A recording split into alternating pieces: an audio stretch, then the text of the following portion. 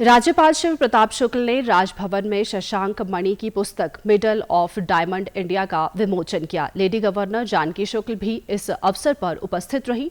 राज्यपाल ने शशांक मणि के प्रयासों की सराहना करते हुए कहा कि मिडल ऑफ डायमंड इंडिया पुस्तक के माध्यम से भारत के आर्थिक, सामाजिक और राजनीति के केंद्र को उच्च वर्ग से देश के उभरते हुए मध्यम वर्ग की तरफ ले जाने का एक साहसिक प्रयास किया है। साथ ही उन्होंने ये भी कहा कि कुछ लोग जातिगत जनगणना पर राजनीति कर वोट के लिए देश को तोड़ने में लगे हैं।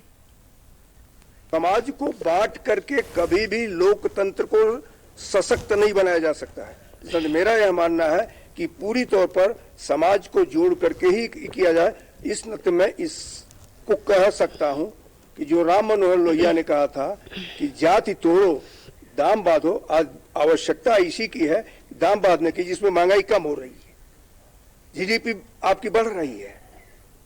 लोकतंत्र में इस अमृत काल में आज पूरा विश्व भारत की तरफ देख रहा है और भारत में रहने वाले कुछ लोग भारत को तोड़ने का काम कर रहे हैं। इस नाते मैंने उसको कहा और मुझे लगता है भारत को जोड़ना चाहिए। इनकी पुस्तक भी जागृति के द्वारा भारत को जोड़ने का काम किया।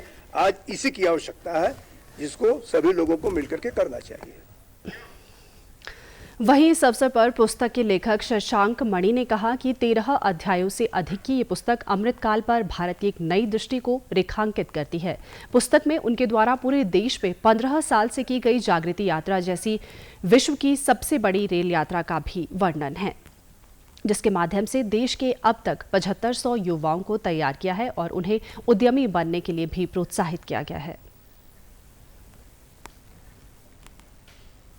भारत के जो 80 करोड़ लोग हैं, जो किसी भी जाति या किसी भी धर्म में विभाजित नहीं है, उनको जोड़ के अगर हम लोग आगे उद्यमिता से उनको सशक्त करेंगे तभी भारत आगे बढ़ पाएगा।